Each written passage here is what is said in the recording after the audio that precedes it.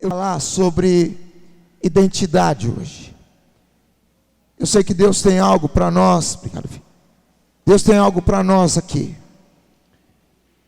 E eu quero convidar você a abrir a sua Bíblia nessa noite. Nós vamos ler primeira carta de João. Primeira carta de João. Nós vamos ler o capítulo de número 3. Primeira de João, capítulo 3. Todos acharam? Se você não achou, você pode acompanhar aqui no telão, né? A pessoa vai colocar aqui.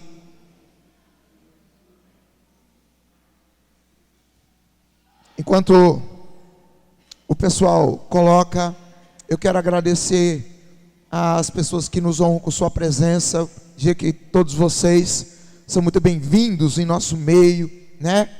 Que não é outro lugar senão a casa do papai. Então sinta-se à vontade em nosso meio nessa noite, em nome de Jesus. Primeira carta de João, capítulo 3. Nós vamos ler apenas o versículo de número 1.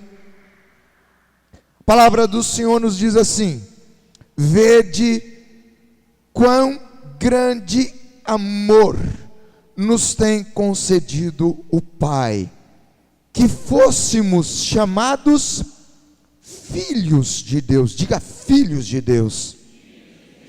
Ah, você pode dizer melhor, pode dizer mais bonito. Vamos lá. Filhos de Deus, diga. Isso. E diz mais: por isso o mundo não nos conhece, porque não conhece a Ele. Diga, eu sou filho. Diga, eu sou filho. Espírito Santo, nessa noite, nós estamos diante dessa palavra, uma palavra que é viva e eficaz, uma palavra que é poderosa, uma palavra que transforma, uma palavra que dá vida. Nós entendemos que a Tua palavra é viva e eficaz. Senhor, a mesma palavra que João escreveu há quase 2000 anos atrás, Senhor, nós estamos lendo hoje. Senhor, em nome de Jesus, nós vivemos num contexto diferente de João, mas nós cremos que a Tua palavra é a mesma, o Espírito é o mesmo, o Senhor não mudou. E nós te pedimos, Senhor, vem nessa noite, traz luz a essa palavra, revela essa palavra no mais profundo do nosso ser, para que essa palavra efetue mudanças em nós. Senhor, em nome de Jesus, nós queremos sair daqui mudados, transformados pelo Teu poder e pela Tua glória.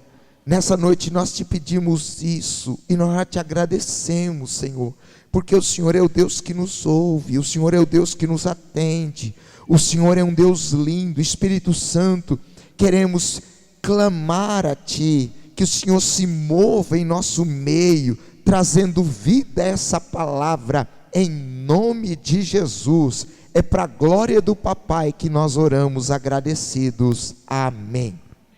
Amém. Então eu quero conversar com vocês hoje sobre identidade. Nós já começamos a falar sobre identidade há 21 dias atrás, e hoje nós estamos aqui retomando esse tema, porque é muito profundo, gente, e eu não sei, né? Não sei se vai acabar a semana que vem ou a outra semana, e eu não estou com muita pressa com isso, porque eu quero ir bem devagar. Eu quero que esse tema seja relevante na sua vida, seja poderoso para efetuar mudanças em você, em nome de Jesus. Quando nós lemos a palavra de Deus, capítulo 1 de Gênesis, nós vemos que Deus criou o homem à sua imagem e conforme a sua semelhança. Deus formou o homem parecido consigo mesmo. Deus soprou no homem o fôlego de vida, e o homem passou a ser alma vivente. O homem era a representação exata do ser de Deus na terra. O homem representava a glória de Deus e a vida de Deus nessa terra. Era um representante legal de Deus aqui. Todavia, quando o pecado entra no mundo, quando o pecado vem por causa da desobediência de Adão e de Eva, Queridos, essa imagem de Deus, essa identidade de Deus na vida do homem, ela sofre uma distorção, ela fica distorcida, ela fica desequilibrada. É como se você olhasse num espelho quebrado. Quem daqui já se olhou no espelho quebrado? Né? Já olhou? Claudenir, quando eu fazia seminário em Belo Horizonte, filho, a gente morava nos alojamentos assim, e tinha um tanquezinho para a gente lavar a roupa.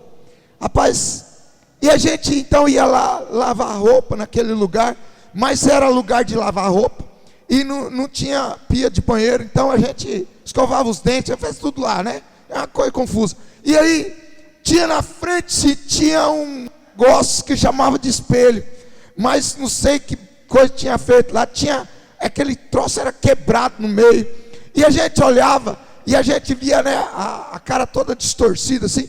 Você já viu? Não é uma coisa esquisita demais você se olhar num espelho quebrado. Querido, é a mesma coisa. Quando Deus cria o homem, Ele cria uma imagem perfeita. Quando o pecado vem, distorce. Ele é como se fosse olhar para um espelho quebrado. Tem, né, umas coisas assim, ficam a cara meio para cima, e é uma coisa horrível. O pecado fez isso com o homem, distorceu a imagem linda que Deus tinha feito. Agora, Deus tem os seus planos, nada pega Deus de surpresa, querido. Escuta, nada pega Deus de surpresa, porque Deus é o Deus que conhece o passado, Deus conhece o presente e Deus conhece o futuro. O que vai acontecer se ainda existir um mundo daqui 1000 anos, Deus já sabe. Então Deus sabia que o homem ia pecar. Deus sabia que o homem ia distorcer a imagem dele por causa do pecado. E Deus tem um plano, Deus tem um projeto. E devagarinho, Deus vai revelando o plano dele para a humanidade, né? Aí você vê lá o camarada, filho de Adão, chamado Sete. Depois de Sete vem um outro que começa a revelar um pouquinho da glória de Deus. Noé, vem Noé durante uma geração inteira que não cria em Deus, que estava deturpada, perdida na lama do pecado. Tem um camarada chamado Noé, um homem de Deus. A Bíblia diz que ele andava com Deus. Depois de Noé você vai encontrar um outro camarada, né? Você vai encontrar lá também o homem que andava com Deus, Enoque. Depois você encontra Noé. Depois você encontra Abraão, que é chamado por Deus: vem andar comigo, eu quero andar com você. E através de Abraão, Isaac e Jacó vem a nação de Israel. E através de Israel, o Santiago trouxe essa palavra domingo passado. Você que não veio se perdeu. E o Santiago diz assim, que através da nação de Israel, Deus queria revelar o projeto e o plano dele, mas Israel falhou. Agora, Deus continua o seu projeto, Deus continua o seu plano, e nós chegamos em Jesus Cristo. Jesus, irmão, ele é maravilhoso. Qual era o projeto original de Deus? Qual era o projeto depois da queda? É restaurar a imagem dele no homem. Você está me entendendo? Deus quer que eu e você reflitamos a glória dele por onde quer que a gente vá. Deus quer que eu e você sejamos representantes legais dele nessa terra, assim como Adão foi antes da queda. Agora, preste atenção, meu irmão, isso tem um processo. Esse processo ele vai caminhando, e a palavra de Deus, ela diz assim: como você vai conseguir fazer isso? Alguém viu Deus? Tem alguém que viu Deus aí? Fala assim: eu tive um encontro com Deus, aleluia. Deus é assim. Você já viu Deus? Como é que eu e você podemos ser a imagem de Deus sem ter visto Deus? Como é que uma imagem pode ser reproduzida se não tem alguém para reproduzir essa imagem? Quem está me entendendo aqui? A Bíblia diz, João capítulo 1, versículo 18: ninguém jamais viu a Deus. Ora, se ninguém jamais viu a Deus, como é que eu e você, nós podemos refletir a imagem de Deus?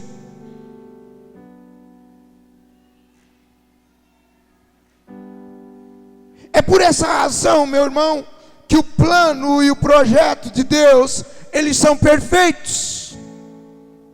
E o plano e o projeto de Deus, ele se concretiza em Jesus Cristo.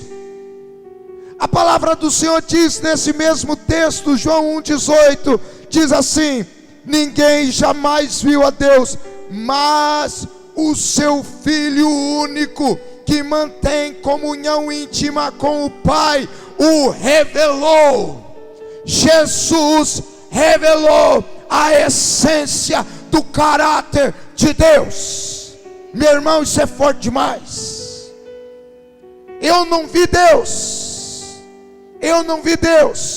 mas eu tenho alguém que representa Deus nessa terra de maneira verdadeira, fidedigna. O apóstolo Paulo chama Jesus Cristo de o segundo Adão. Adão falhou, Adão trincou o espelho, quebrou o espelho, estilhaçou o espelho da glória de Deus. E então Deus, na sua graça, na sua glória, Ele chama o seu filho e Ele diz: filho, eu quero que você vá na terra, eu quero que você seja o meu representante legal, eu quero que você ande no meio daquele povo, eu quero que você sinta fome, eu quero que você sinta sede, como um homem, 100% homem, mas que você manifeste para aquela raça, a raça humana, a glória de Deus, a essência do caráter, do meu caráter.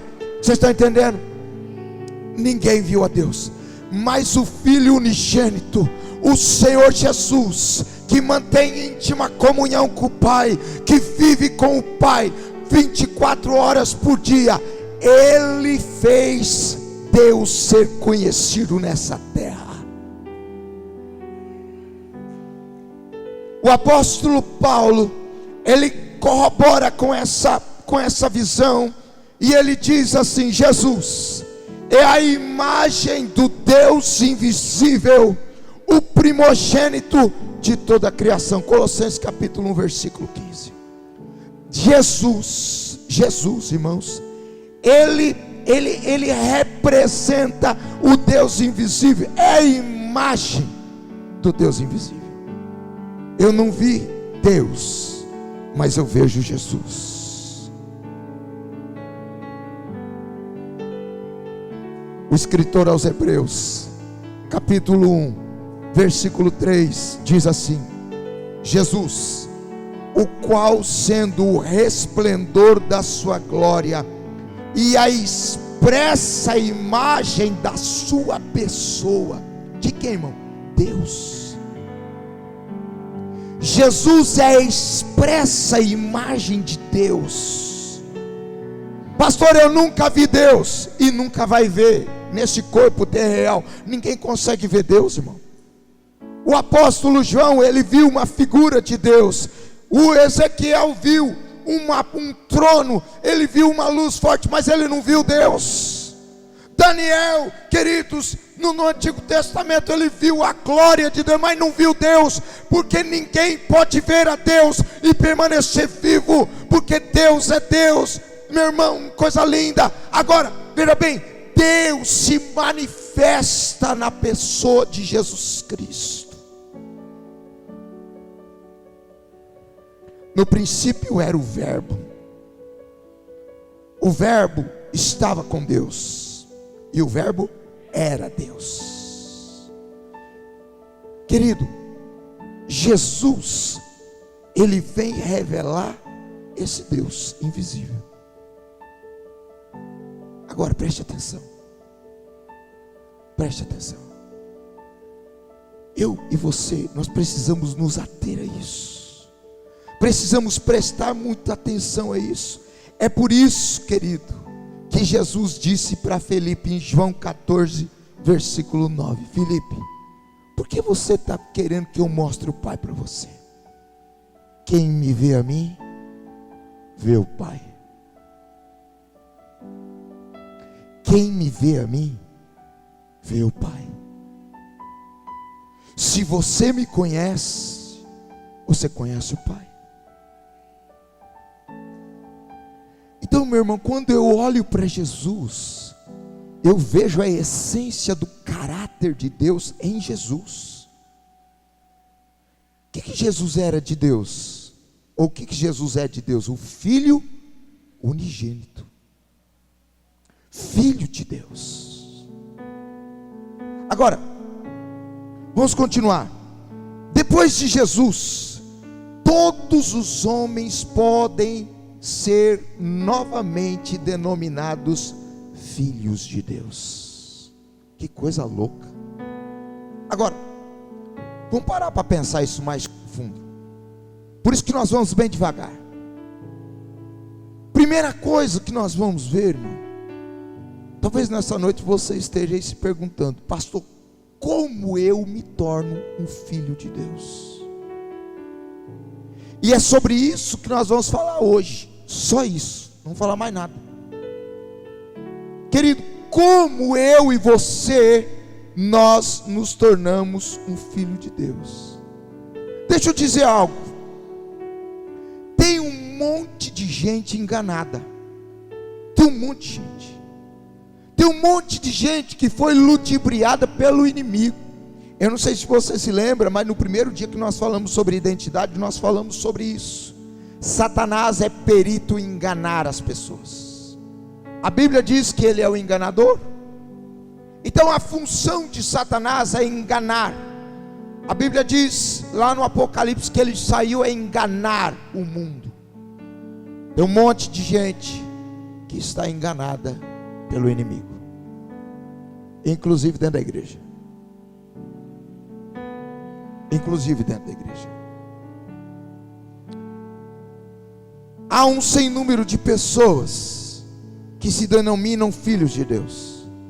Ainda há outros que dizem: todos os homens são filhos de Deus. Agora, pergunto para você, essa afirmação, ela é válida? Ela é coerente? Ela é verdadeira? Se nós fôssemos analisar essa asserção, essa afirmativa, numa perspectiva natural, levando-se em consideração que Adão foi formado à semelhança de Deus, foi formado por Deus, e de Adão todos nós, eu e vocês, somos descendentes, nós poderíamos dizer que nós somos filhos de Deus, porque a Bíblia diz: Adão, filho de Deus. Sim ou não? Quando eu leio a parábola do filho pródigo, eu vejo isso, querido, porque tanto é filho um, quanto é filho o outro. Concordam comigo? Os dois são filhos, o que fica na casa e o que vai embora. Então, olhando numa perspectiva natural, é verdade, todos são filhos de Deus. Mas eu quero nessa noite me ater à questão espiritual. Quando nós partimos por uma dimensão espiritual, todos são filhos de Deus. Epa, vamos parar aí. Vamos dar uma parada aqui. Vamos mais devagar, irmão, porque o assunto é delicado. Nós estamos falando em filiação divina. Queridos, olha só. Essa afirmação de que todos são filhos de Deus é natural, é terreal, é mundana, é natural.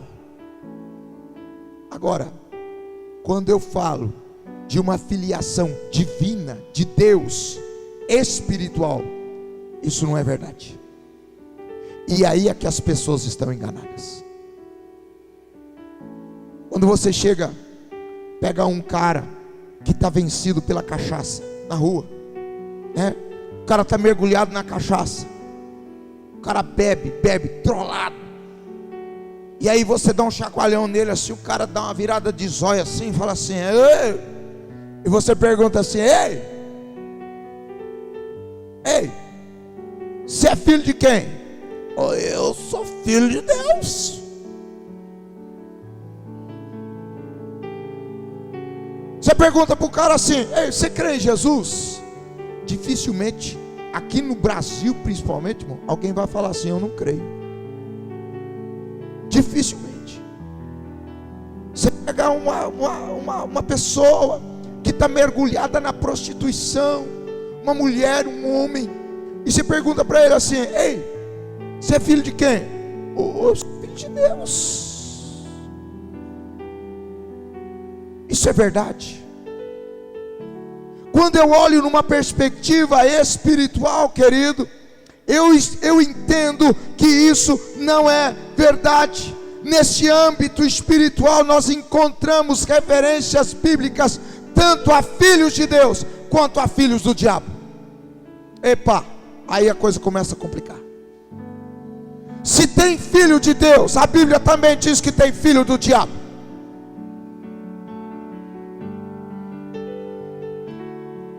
Um dia, quando o Senhor Jesus tinha ressuscitado dos mortos, Ele apareceu para Maria Madalena. João capítulo 20 narra essa história. E Ele chegou para Maria Madalena e disse assim, eu quero que você vá, e eu quero que você anuncie aos meus irmãos, eu quero que você diga para eles, que eu subo para o meu Pai e vosso Pai, o meu Deus e o vosso Deus.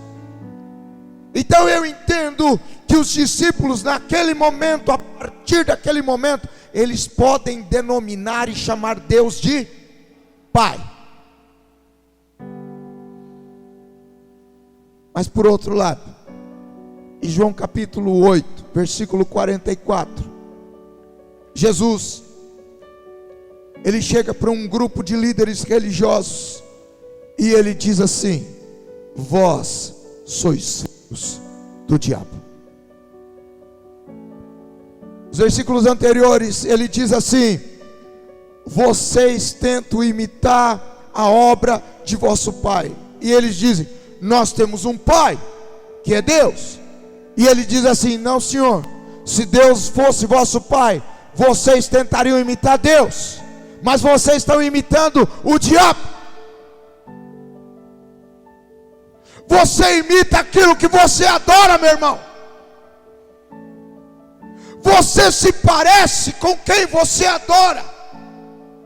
Se você adora a cachaça, então você se parece com a cachaça, e a cachaça não vem de Deus.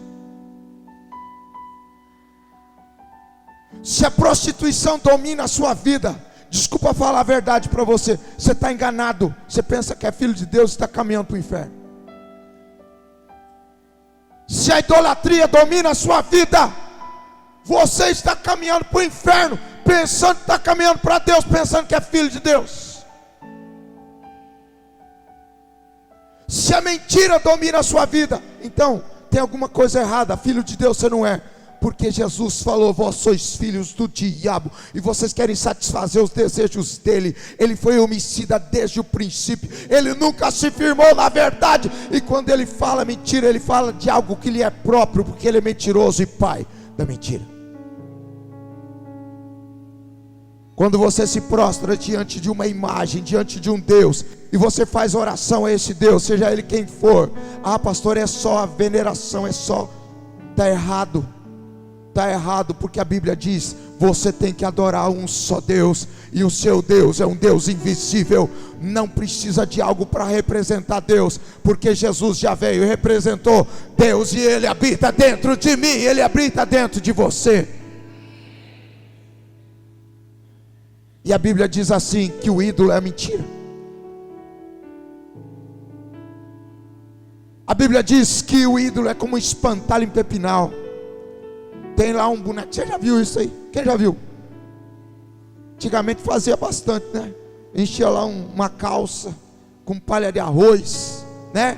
Uns braços estendidos assim, botava no meio da lavoura. Os bichinhos pensavam que tinha gente lá e ia embora. Não é verdade? O profeta Jeremias, capítulo 10 de Jeremias, versículo 5, fala assim: os ídolos são como espantalho numa plantação de pepino. É mentira, meu irmão. Sai dessa vida aí, porque o Filho de Deus verdadeiro é aquele que abomina a idolatria e se volta para Deus com todo o seu coração. Amém? Filho de Deus e filho do diabo, nós podemos ver que são evidentemente filiações antagônicas, opostas, avessas, contrárias. Diante disso, fica óbvio que você não pode ser filho de Deus e filho do diabo ao mesmo tempo, meu irmão. Ou nós estamos no reino de Deus, ou nós estamos no reino do cão. Ou nós somos filhos de Deus, ou nós somos filhos do diabo. Não tem como ser os dois ao mesmo tempo. Não tem. Jesus disse, Mateus 6:24: ninguém pode servir a dois senhores. Não tem. Quem falou isso? Jesus. Ou você serve a Deus, ou você serve o dinheiro. Ou você serve a Deus, ou você serve o mal. Ou você serve a Deus, ou você serve a prostituição. Ou você serve a Deus, ou você serve a bebida. Ou você serve a Deus, ou você serve a mentira. Quem está me entendendo, diga amém aí. Não tem como, irmão. São duas filiações antagônicas, diferentes. Ninguém pode dizer ser filho de Deus e filho do diabo ao mesmo tempo. Ou nós somos filhos de Deus ou filhos do diabo. E aí? O apóstolo Paulo, ele nos ensina que em virtude do pecado, todos os homens são denominados filhos da desobediência e filhos da ira. Gostaria de ler um texto com você. Efésios capítulo 2. Nós vamos ler os primeiros versículos. Diz assim: e vos vivificou, estando vós mortos em ofensas e pecados, em que noutro tempo andaste segundo o curso deste mundo, segundo o príncipe das potestades do ar. Quem é ele? É o diabo, é o inimigo do espírito, que agora opera nos filhos da desobediência, entre os quais todos nós também antes andávamos nos desejos da nossa carne, fazendo a vontade da carne e dos pensamentos, e éramos por natureza filhos da ira, como os outros também. O pecado que domina a vida do homem faz do homem filho de Satanás, filho do diabo, filho da ira, filho da desobediência. E eu quero fazer uma perguntinha para você aí: de quem você é filho?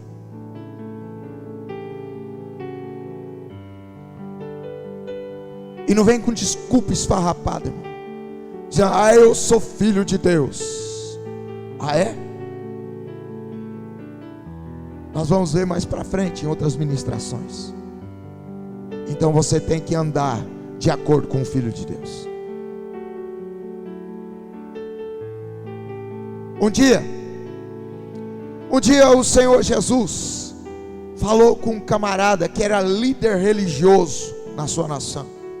O nome dele era Nicodemos. Jesus diz assim para ele: Nicodemos, em verdade eu te digo, se você não nascer de novo, você não vai ver o reino de Deus. Nicodemos começa a olhar para Jesus, e a mente dele dá um nó, e ele diz assim: como é que eu vou entrar no ventre da minha mãe e nascer de novo? E Jesus diz assim: cara, eu não estou dizendo desse nascimento natural, eu estou dizendo de um nascimento que é espiritual. de algo que transcende a sua mente humana, de algo que vai além da razão. Eu estou dizendo para você de um novo nascimento. Porque todos nós, queridos, nós somos nascidos, né? Temos pais naturais, pais biológicos. Agora, para ser um filho de Deus, eu preciso nascer de novo. E Jesus vai além e diz assim: em verdade, eu digo para você, Nicodemos, se você não nascer da água e do Espírito, você não vai entrar no reino de Deus. Pastor, o que é nascer da água? Nascer da água está relacionado ao arrependimento, à fé, ao batismo. Ah, eu já sou batizado, glória a Deus. Você é batizado porque você tinha convicção, você tomou um banho na piscina? Porque tem um monte de gente, irmão, que não tinha convicção quando foi batizado, tomou um banho na piscina. Você precisa passar por um verdadeiro arrependimento. O arrependimento das obras mortas, daquilo de errado que você fez. Você e eu, nós precisamos reconhecer o nosso estado miserável, pecador, desgraçado. E nós precisamos de um outro alimento chamado fé. Fé em quem, pastor? Fé em Deus, fé em Jesus Cristo, que levou sobre si os nossos pecados, as nossas transgressões, e que por causa dele, hoje nós podemos ter acesso direto à presença do Pai. Você foi batizado, você tomou um banho.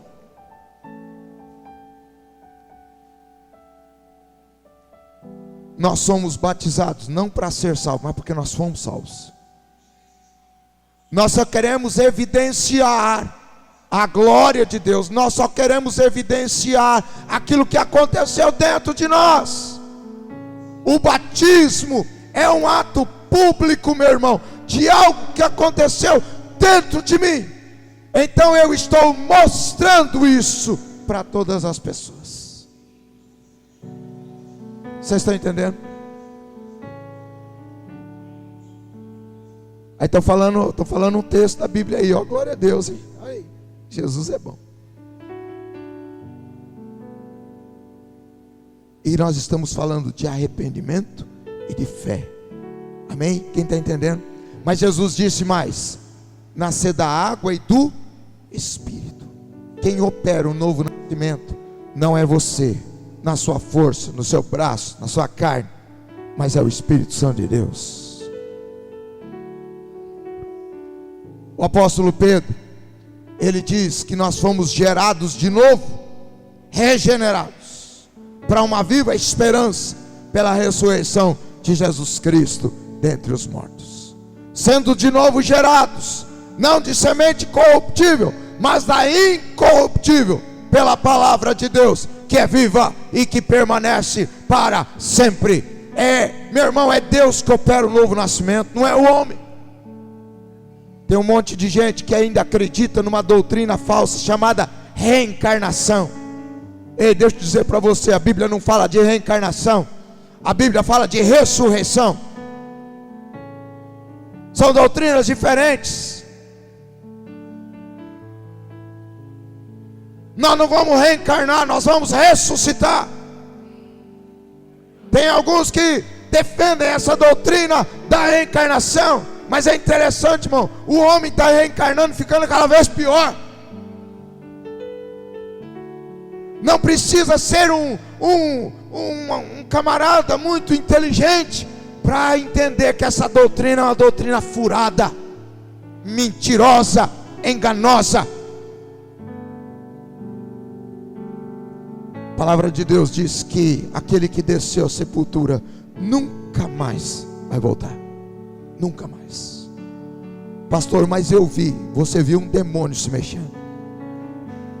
Pastor, eu vi o copo lá na mesa circulando, escrevendo o nome. O inimigo sabe isso. Mas era a voz do fulano. Você acha que o camarada, Satanás acompanha, o demônio acompanha a pessoa a vida inteira, não pode imitar a voz dele? O apóstolo Paulo diz que Satanás se transfigura em anjo de luz, meu irmão. E você está acreditando em baboseira? Ei, acorda!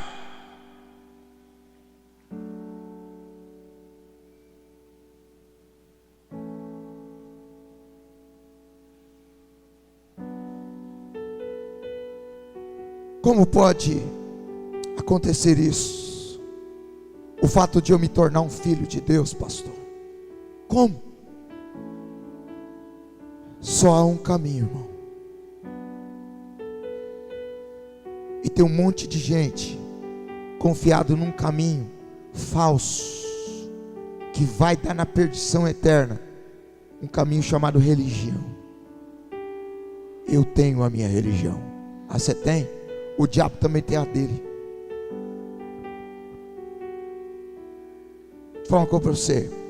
Tem uma placona na frente dessa igreja, Igreja Batista do Evangelho. Não tem a placa, né? Você já viu? Chique demais. Mas essa placa não vai levar você para o céu, irmão.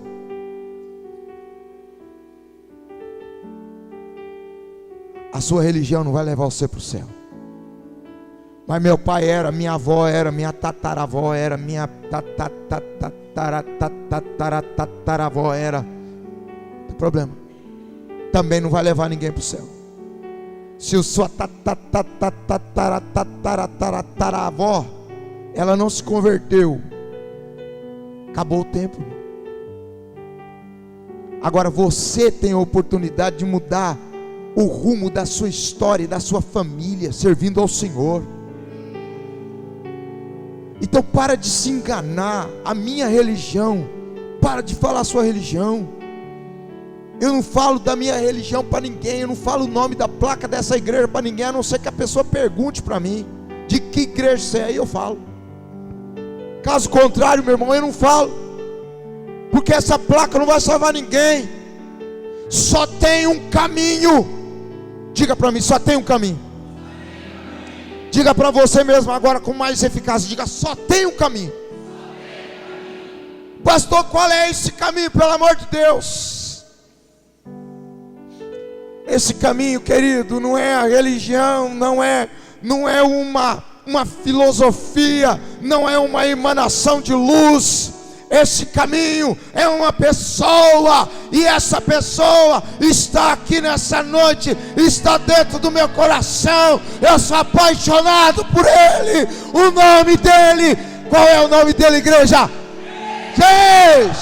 Jesus Cristo é o caminho. Jesus Cristo é a verdade. Jesus Cristo é a vida. Ninguém chega ao Pai se não for por Jesus. E não adianta você ter esse versículo decor na sua cabeça e não colocá-lo em prática na sua vida. Querido, é a verdade. Eu estou aqui hoje como profeta de Deus, porque eu quero abrir os seus olhos em nome de Jesus. Deixe-se, sabe, oh Senhor, fala comigo. Não seja mais um enganado, em nome de Jesus. Vamos ler um texto? Abra a sua Bíblia aí em João capítulo 1. João capítulo 1.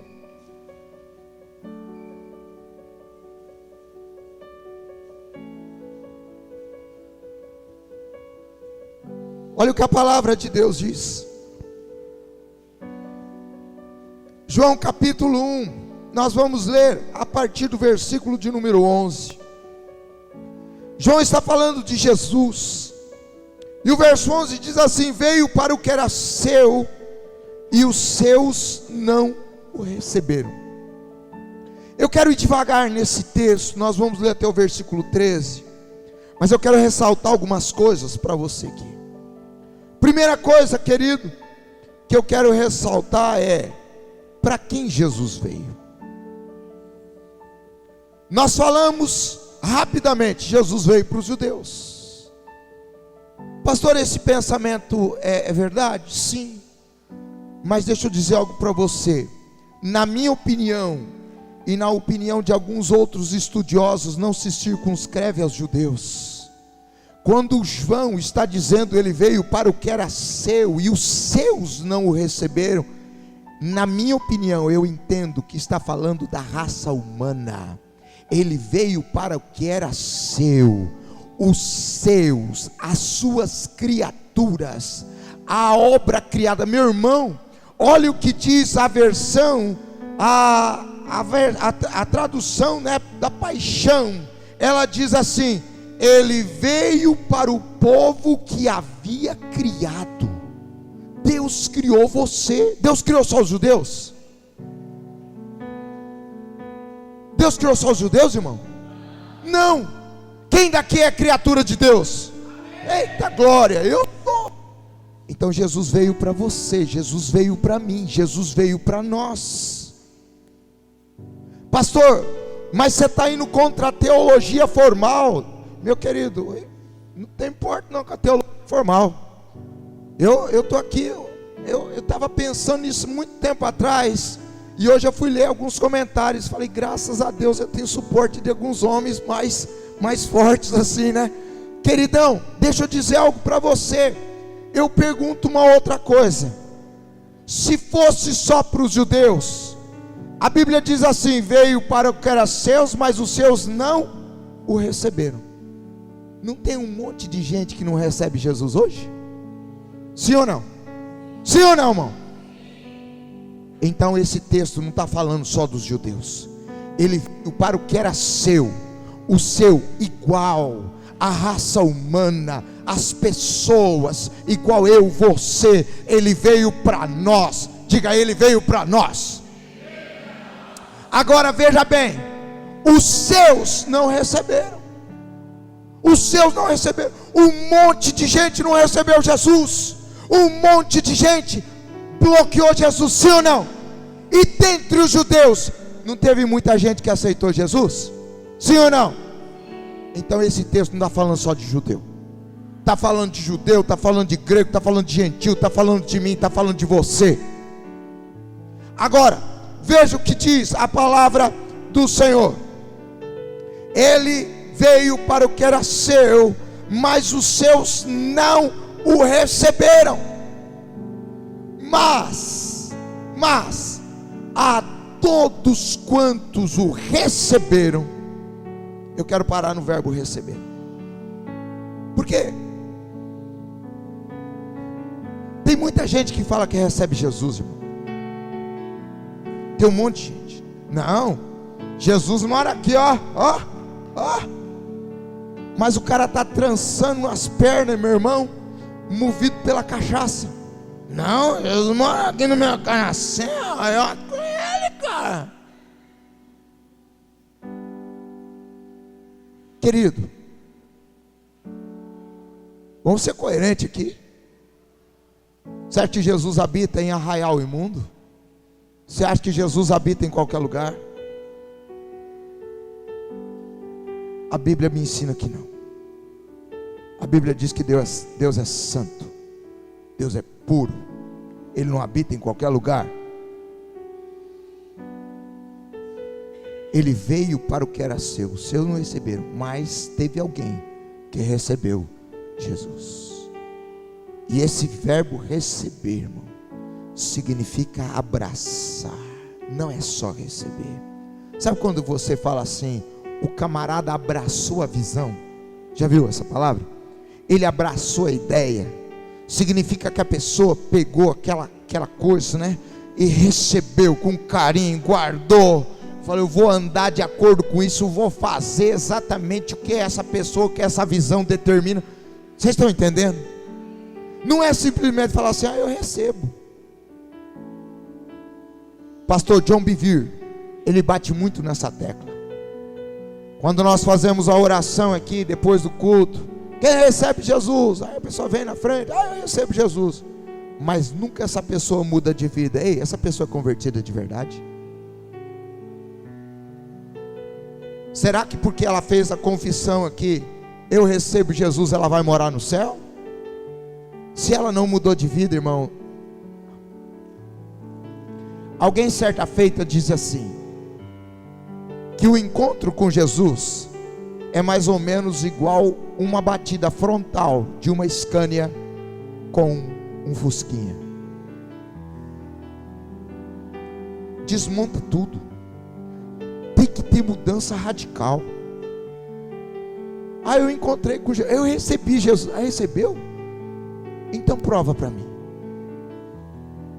João Batista, ele dizia assim: vocês vêm a mim, raça de víboras. Vocês falam assim: nós temos por pai Abraão. Deus pode fazer essas pedras se tornar filho de Abraão. E ele diz assim, Lucas capítulo 3:8: produza frutos de arrependimento. Não basta dizer eu recebo Jesus, eu tenho Jesus, Jesus mora comigo. Jesus não pode morar com o capeta no mesmo lugar, irmão. Ou você é de Jesus, ou você não é de Jesus. Ou você é do diabo e você não é de Jesus. Pastor, você está sendo muito radical. Eu estou sendo claro para você, porque eu amo você. E se alguém daqui um dia for bater no inferno, nunca vai poder dizer, nunca ninguém me falou a verdade, porque hoje você está ouvindo a verdade. Quem está me ouvindo pela internet, quem está me ouvindo aí pelas redes sociais, você não vai poder dizer, eu nunca ouvi a verdade, porque hoje você está ouvindo a verdade. Meu querido, já estou chegando ao final. A outra coisa que eu quero dizer é que nós precisamos dar uma paradinha no verbo crer, que está no final do versículo 12. Mas a todos quantos o receberam, deu-lhes o poder de serem feitos filhos de Deus, a saber, os que creem no seu nome. Se você chacoalhar o bêbado na rua e dizer assim, você crê em Jesus? Muito dificilmente o cara vai dizer não. Sim ou não? Você concorda comigo? Mas, meu irmão, 98% vai dizer eu creio. Agora, o fato dessa pessoa dizer eu creio, como no caso do recebo, faz essa pessoa ser um filho de Deus? Faz? Não. O Dr. Russell Shedd, um dos grandes homens de Deus, contemporâneo nosso, ele disse o seguinte: crer no Novo Testamento não implica comumente assentimento intelectual em primeiro lugar. Eu recebo, eu creio. Vocês estão entendendo? Antes é a confiança pessoal adicionada à obediência. Ei, não adianta você dizer assim, eu creio em Jesus, e você não obedecer o que Jesus fala para você fazer. Não adianta você dizer eu creio em Jesus e não ter Jesus como seu Senhor.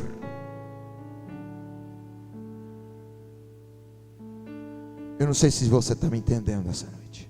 Eu espero que você esteja. Tem que ter, meu irmão, obra aliada à fala. Os discípulos no caminho de Emaús, conversando com o próprio Cristo, sem saber que era o Cristo, diziam assim a respeito dele: tinha um poderoso profeta entre nós, poderoso em palavras e em obras. O meu discurso não vale nada se eu não tiver obras. Não adianta eu falar. Não adianta eu subir aqui nesse púlpito, nesse palco, falar para vocês, se eu não tomar uma atitude, eu vou para o inferno, igualzinho o camarada que não mudou de vida, que nunca teve Jesus. Vocês estão entendendo? Eu preciso crer, a minha fé tem que estar aliada à obediência a Jesus. Se Jesus diz assim, deixa tudo, se torne meu discípulo. siga-me, renuncie o seu eu. Então faça isso, meu irmão. Eu, Carlos, tenho que fazer isso, porque senão nós não vamos chegar ao céu nunca. Nós nunca vamos ser filhos de Deus na verdade e de verdade. A todos quantos o receberam, deu-lhes o poder de serem feitos filhos de Deus, a saber, os que creem no seu nome. Você crê em Jesus? Crê? Então prova, obedeça Jesus. Não só de palavras, mas de ações. Muda de vida. Seja transformado à imagem dele, em nome de Jesus. A quarta coisa que eu tenho que notar, meu irmão, é que o João, ele diz no versículo 13: essas pessoas não nasceram do sangue, nem da vontade da carne, nem da vontade do varão, mas nasceram de Deus. Não está falando de um nascimento natural, não está falando de um nascimento carnal, não está falando de alguém que é bonito, que é feio, de alguém que é pobre, de alguém que é rico, de alguém que é alto, de alguém que é baixo, de alguém que é intelectual ou alguém que não tem tanta sabedoria terrena. Meu irmão, está falando de um nascimento que vem de Deus. Não está falando de filho de crente, porque Deus não tem neto. Meu pai é crente, pastor, aleluia. Seu pai vai para o céu. Se você não receber Jesus, você está caminhando para o inferno. Deus não tem netos, Deus tem filhos. Você é filho dele.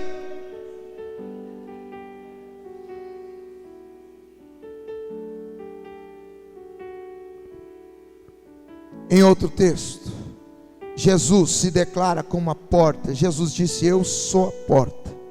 Se alguém entrar por mim, salvar-se-á, e entrará, e sairá, e achará pastagens.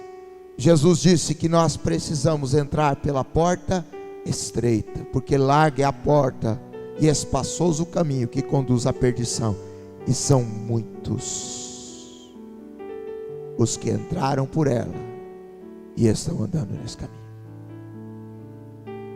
E eu quero ressaltar, irmãos, tem um monte de gente pensando que está no caminho certo, andando pelo caminho errado. Um dia vai se deparar com a porta do inferno.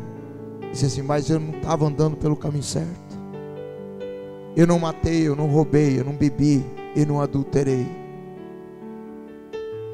Só tem um caminho, só tem um modo, só tem uma maneira de eu me tornar filho de Deus. É através de Jesus. Não tem outro. Não tem outro. O apóstolo Paulo diz assim: se alguém está em Cristo, é uma nova criatura. As coisas velhas já passaram, tudo se fez novo. Para eu ser um filho de Deus, eu preciso nascer de novo. Eu preciso nascer de novo. Eu quero que você feche os seus olhos agora. Feche os seus olhos. Só em Cristo nós somos novas criaturas. Eu quero concluir nessa noite fazendo a seguinte pergunta, o seguinte questionamento: será que nós podemos nos identificar verdadeiramente como filhos de Deus? Meu amado, hoje é tempo de reflexão, porque somente os filhos nascidos de novo entrarão no reino de Deus. Talvez você diz assim: olha, pastor, eu confiava na religião, e eu Eu sempre pensei que eu era filho, mas eu entendi hoje que eu tinha a aparência, eu pensava que eu estava andando pelo caminho certo, mas na verdade eu estava enganado. Hoje você tem a chance de mudar.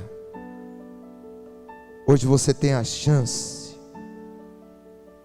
de se tornar uma nova criatura, recebendo Jesus como seu único e suficiente Salvador e Senhor. E eu quero perguntar: tem alguém aqui nessa noite que ainda não tem Jesus como seu Senhor, não tomou essa decisão, mas que não quer sair daqui sem tomar essa decisão? Tem alguém? Pastor, eu já fui até batizado na igreja. Mas se você não tem essa convicção de que você é filho de Deus, eu quero convidar você a levantar uma de suas mãos, fazer um sinal. Eu vou orar por você. Tem alguém assim em nosso meio? Tem alguém? Pastor, ora por mim. Tem alguém? Eu quero orar por você. Quero abençoar a sua vida. É muito vergonhoso, pastor. Querido, vergonhoso é você bater na porta do inferno um dia pensando que você vai bater na porta do céu. Não é vergonhoso você receber Jesus como Senhor da sua vida. Tem alguém? Quero dar mais uma oportunidade. Há alguém em nosso meio? Eu quero mudar de vida. Eu quero andar nos caminhos do Senhor. Eu quero ser filho de verdade. Tem alguém? Não? Amém. Glória a Deus. Pai, nessa noite nós exaltamos o Teu nome. Queremos Te agradecer, Pai, porque o Senhor nos dá a chance de sermos filhos do Senhor. Como isso é bom, como é precioso, Pai. E nós Te adoramos e Te exaltamos, Pai, em nome de Jesus. Obrigado, Senhor, pelo privilégio que nós temos de sermos chamados filhos de Deus. Ó, quão grande amor nos concedeu o Pai, a ponto de sermos chamados seus filhos. Obrigado por tudo, Pai. Nessa noite nós Te damos a glória, nós Te damos a honra e nós Te damos o louvor, em nome de Jesus. Amém. Amém? Se você é filho, aplauda Ele nessa noite. Pessoal do louvor, aleluia, obrigado Jesus, glória a Deus, aleluia. Vamos adorar o Senhor nessa noite, né? Continuar adorando o Senhor em nome de Jesus. Te engrandecer, te bendizer. Tu és o Deus da nossa salvação. Senhor, a nossa esperança está colocada em Ti. E nesta noite eu sei que entraram pessoas aqui com necessidades diversas. Mas o Senhor é o mesmo Deus que acolhe a todos e que abençoa a todos nós. Eu quero entregar cada pessoa aqui presente nas Tuas mãos, Senhor. Pedir, Senhor, aquele que está triste, que saia nesta noite daqui renovado as suas esperanças.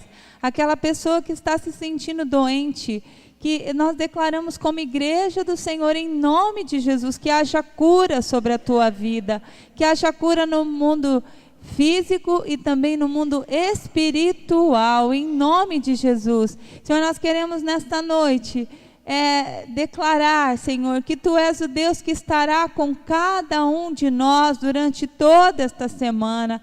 A Tua palavra diz que o Senhor declara que não nos deixará, nunca nos deixará, e nós queremos, confiantes nesta palavra, declarar que, sendo o Senhor o nosso ajudador, nós não temeremos o que pode nos fazer o homem.